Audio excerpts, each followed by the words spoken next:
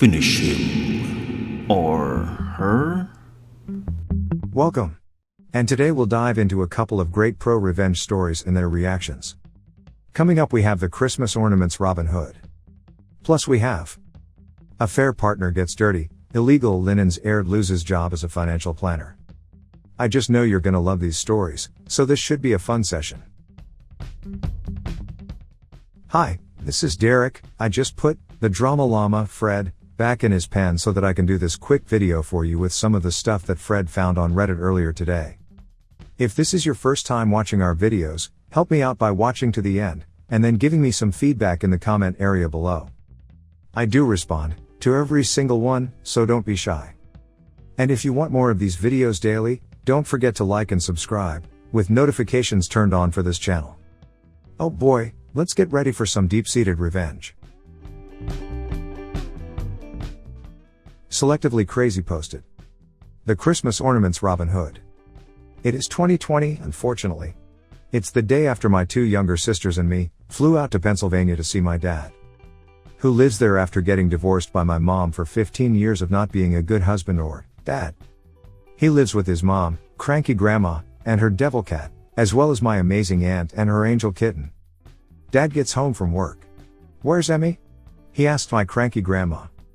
"She's in the basement," cranky grandma says, probably throwing in a snide comment or two about the newly dyed purple hair adorning my head, or the leather fingerless gloves that have joined my black wardrobe. "Looking for some Christmas ornaments." Dad goes down the basement stairs and finds me rummaging through cardboard boxes. "What are you looking for?" he says. "Hi, Dad," I say.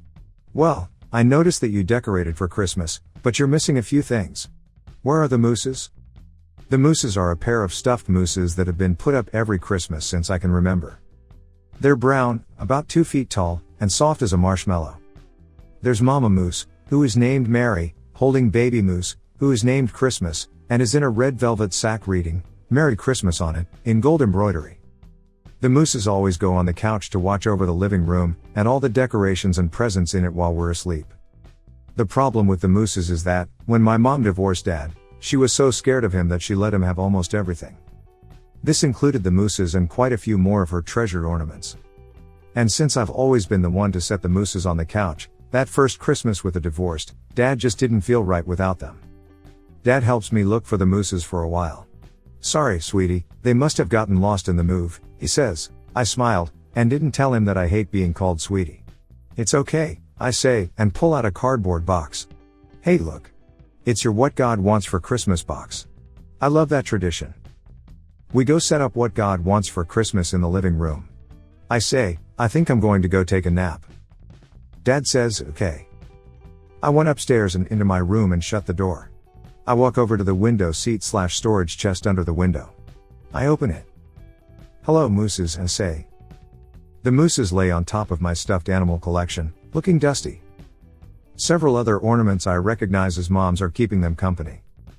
I grin and shut the chest. It is the day we fly back to my home state. I have the mooses packed away in my suitcase, and the other ornaments tucked beside them, wrapped in my fluffiest, but still black, hoodie to protect them. I roll my suitcase out to the hallway. Dad is weighing youngest sister's bag to make sure it's under 50 pounds. "Okay, now I need to check it to make sure you're not stealing any of my stuff," he tells her. My mind says, "Oh no." My brain gives me uncomfortable memories of how Dad raged when he thought one of us had stolen his coffee mug. My voice says, "Privacy invaded in 3, 2" in a joking tone. Dad and youngest sister laughed. Dad does not check anyone's suitcase. We are at the airport. Younger sister's suitcase is somehow 3 pounds over the weight limit.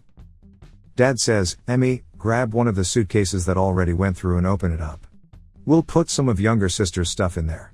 He gestures to my suitcase.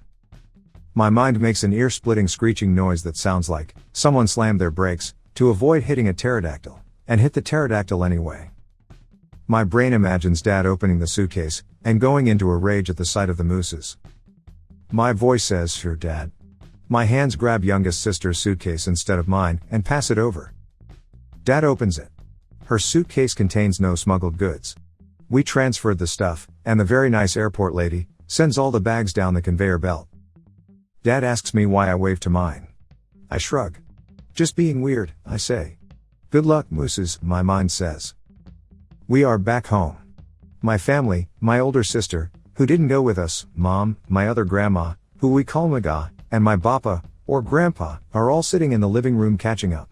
I say, I'm disappointed you took the tree down already. Older sister laughs. It's past New Year's.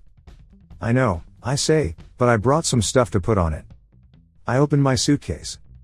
I showed around the ornaments I smuggled back: 3 tiny stuffed snowmen, our cat's catnip stuffed cat ornament, a white clay angel, a wooden rocking horse, a wooden mouse king, a clay snowman, my older sister's stuffed dog. When I unveil the rocking horse, Maga gasps. I bought that for your mother when she was little. She exclaims. How did your dad get it? That's not everything, I said. I unzip the flap hiding the mooses from view. I pull out the mooses. Older sister and bappa clapped. How did you get those back here right under dad's nose? Older sister asks. Maga laughs so hard she has tears in her eyes. The tears in mom's eyes are not from laughter. Slowly, she reaches out and takes the mooses, hugging them to her chest. Over their antlers, she mouths thank you. And then, she gets up, and she sets the mooses down. On the couch. Right where they belong. What are your thoughts on Selectively Crazy's story? Please share in the comments below. Here's how some Reddit members reacted to this story. Filler Tracks reacted with. It might be the lack of sleep from working 2 14-hour days, back to back, or, the beers I'm drinking, but you just made a 32-year-older man cry. If she reacted with. So sweet. Underground Railroad, Merry Christmas edition. Frontier Cub reacted with. That's awesome, those ornaments will have even more treasured memories when you put them out. But I have to ask, why catnip? My cat always liked to lay under the Christmas tree and bat the catnip stuffed cat, and I think she got sad when we didn't put it on the bottom branch for her, since it was in Pennsylvania and all. So I thought I'd bring it back for her. That, and it's handmade, I think by one of my great-grand relatives. Definitely not by one of Dad's relatives. Pretty much any ornament I found that I knew wasn't his, I took back. What a bunch of great reactions. Now on to the next story posted by Madeline Stowe. Who posted affair partner gets dirty, illegal linens aired loses job as a financial planner. Note 1. Names, characters, and places are changed for privacy reasons. Note 2. Trigger warning, this revenge story involves gaslighting and infidelity. Names. Matt. Edit. Me for clarity, 39 years old gay male, with lupus. George, partner of 13 years, is a year older at 40. John, 33-year-old affair partner. Financial advisor. Background, a bit of backstory. Partner and I were monogamous for 10 years. Sure, we had an occasional threesome before that. But nothing long term. I know I am potentially going to get a few people who will say, that's where it all started. The understanding was that we would not do anything behind the other's back. And whomever we brought into the relationship would be equal in the relationship. We wanted to have our couple evolve into a triple. Needless to say, it didn't work out.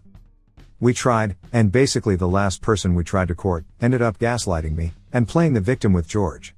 Admittedly, I wasn't bringing my best self to the relationship. 2 people who basically raised me died, and I was in mourning. And I was focused on the rest of my family whom I love dearly.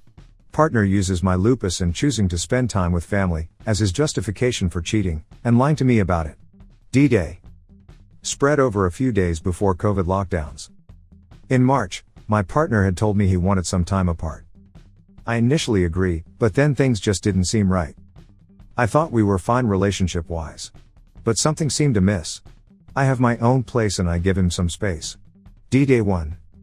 Sunday, he tells me he has a spa session, legit massage, that evening, and that he would be busy, and wouldn't be able to meet till late for dinner.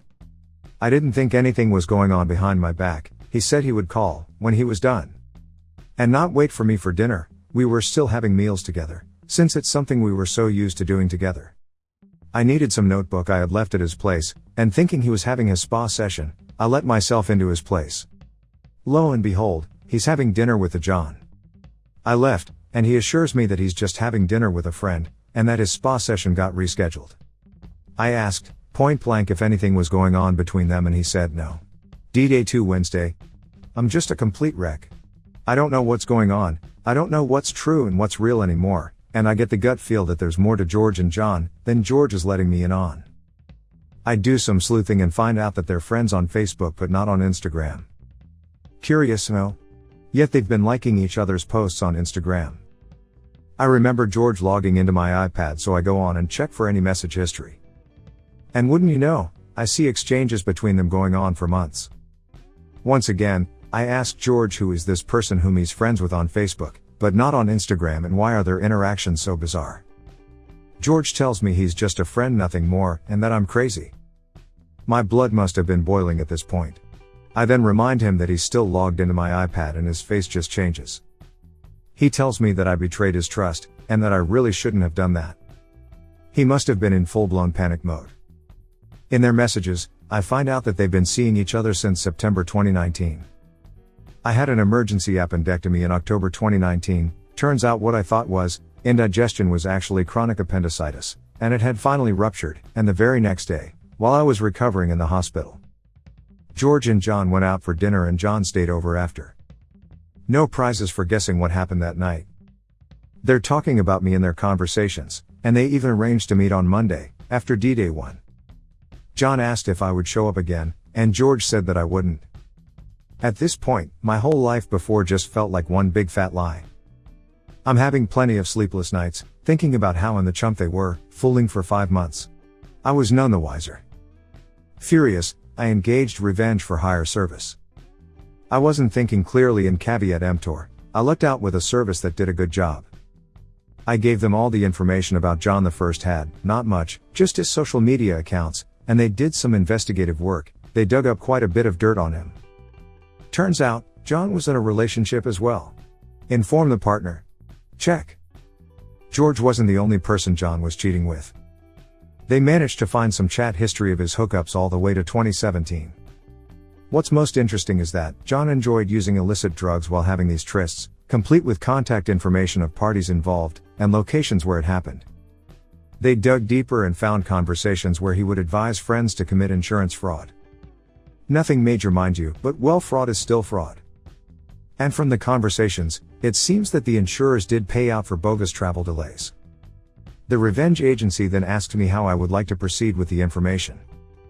I told them, I just want his life ruined. My life and relationship have been ruined, why not share a little the pain I was feeling? The agency said that they had informed all parties involved. Last I heard, his insurance agencies dropped him, on the basis of encouraging insurance fraud, and he has a criminal record for drug use. And now that he has a criminal record means, he can no longer travel to Canada or Japan, countries he loves to visit. His family knows that he's been cheating and using drugs. And his partner knows he's been effing around, without protection and without prep. Static Resonance reacted with, "Okay, but please, tell me you left George. There's more revenge in store. He's not getting away." Sparky Seidel reacted with, "Right, I've just twigged that you're mad in this story. That's some serious revenge, and I look forward to reading more about where this goes."